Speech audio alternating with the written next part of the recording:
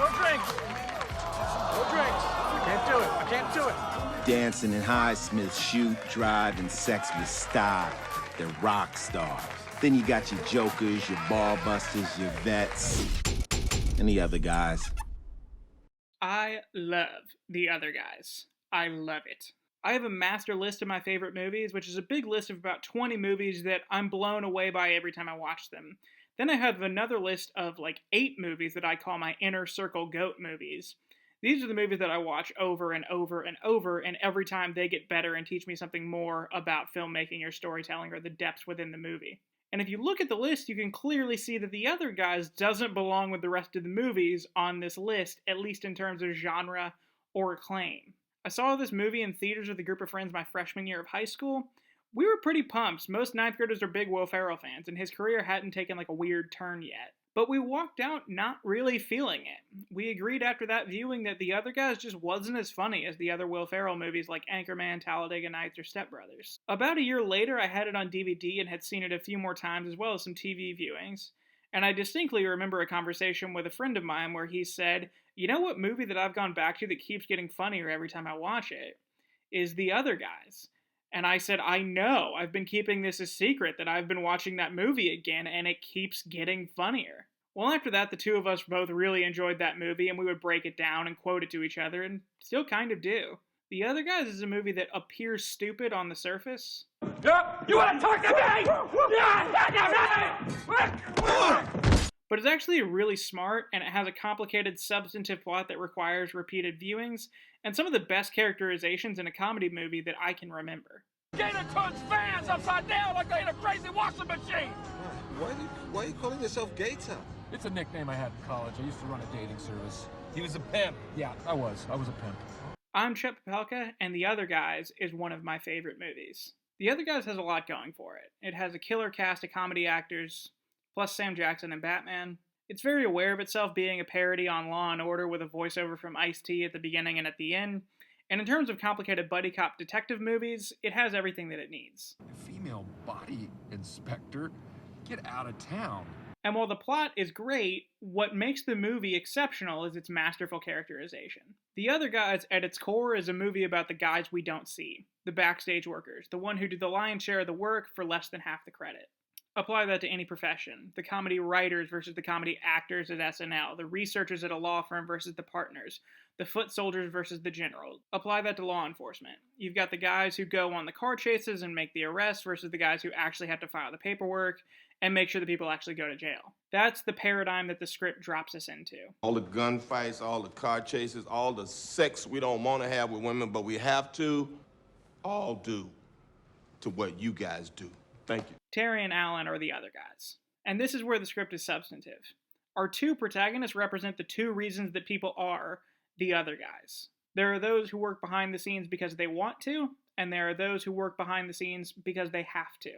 Alan used to be a pimp, even though when we see the flashback of Alan in college, he was calm, nerdy, and a lot like we see him now. But as he let his inner animal come out, the less control he had of himself. So Alan's whole life has been dedicated to keeping that animal locked inside, which is why he's a financial officer in New York City. Terry, on the other hand, wants his wild side out all the time. His problem is that no one will let him. The thing is, whenever we see Terry in action, he's a great cop, and he has all the physical attributes that would make him a successful detective that can do all the car chases, gunfights, and all the things we see Danson and Highsmith doing. So, why isn't he? Because you shot Derek Jeter! Terry shot Derek Jeter. You dick! I'm Derek Jeter, you shot me! He's a biracial angel. You should have shot A-Rod. Terry shot Derek Jeter. Terry made one mistake that relegated him to being one of the other guys for this portion of his career. And so regret for his misfortune is why Terry is so frustrated with his current circumstance. So from this setup, we see that our two protagonists depict both sides of why one would be an other guy. Because one wants to be there, and because one is forced to be there. And that's where the comedy is found in this screenplay. The jig is up, okay? We know that wasn't your security team that grabbed you, and we know you're targeting a big fish to cover losses. You talk or I beat you so it don't show no bruises. God, this water is good. Terry, have you tried the water? Shut up, Alan. What the hell is that? LRB.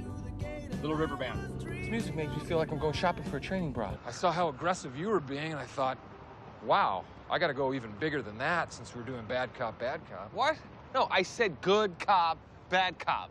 I'm the bad cop, you're the good cop. Okay, then there it is. That's it. Every scene in this movie has at least 2 conversations going on between the characters. These two are wildly unproductive as partners because they couldn't be more opposite as to why they're there and where they hope that the case is going. Article from 6 months ago, talking about how the lottery is looking to invest their $30 billion fund more aggressively. Who's dealing drugs? No, it's not drugs. This isn't Miami Vice. The two are lost in their own world, and the comedy of the script really lends itself so that everyone in the script is lost in their own world. Every conversation in this movie is only being had by the speaker, and a different conversation being had by the listener. Captain Gene brings up the topics that he wants to talk about.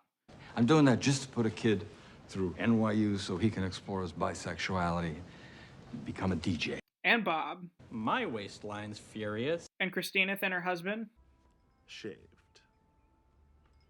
Alan! And Sheila. They're not the biggest breasts he's ever seen, but man, are they Not by a long shot. perky. And David Ershon. I have a small apartment. No one knows about it. I use it mainly for my parents and prostitutes. Not at the same time, that would be wrong. And this is a comedy formula that actually works really well in general. When you have 1 or 2 characters that are extremely fleshed out and extremely deep, you really don't need all the characters to be deep if you're just looking to be funny. The side characters are there to flesh out the depth of your main characters. The fact that they're obsessed with something else doesn't really matter, and so it's worth it if it's funny. Gene, how's the family? Good, Louis. Thanks for asking. My son's bisexual. Tremendous. The thing is that from here, it's a traditional buddy cop plot. The 2 cops who have contrasting strengths and weaknesses bring out the strengths of the other cop. Alan teaches Terry to be more thought out and meticulous. Terry teaches Alan to let his wild side out. That's what I'm talking. We jackknifed them. The thing that the script does really well is that it takes the time to let you know that the only people holding the main characters back are themselves. Girls are obsessed with Alan because he exudes confidence that he doesn't even mean to. And Terry can actually be extremely meticulous and careful when he needs to be as well. Will Ferrell is basically playing a guy who suppresses his confidence at all costs because he's too afraid that he's a monster if he doesn't. While Mark Whalberg is basically playing Mark Whalberg in every Mark Whalberg is a cop movie. Except he shot Derek Jeter. All these features make The Other Guys one of my favorite movies and one that I want to watch over and over, and I have for the past 10 years, and have no intention of stopping. I'm Chip Apelka, and The Other Guys is one of my favorite movies.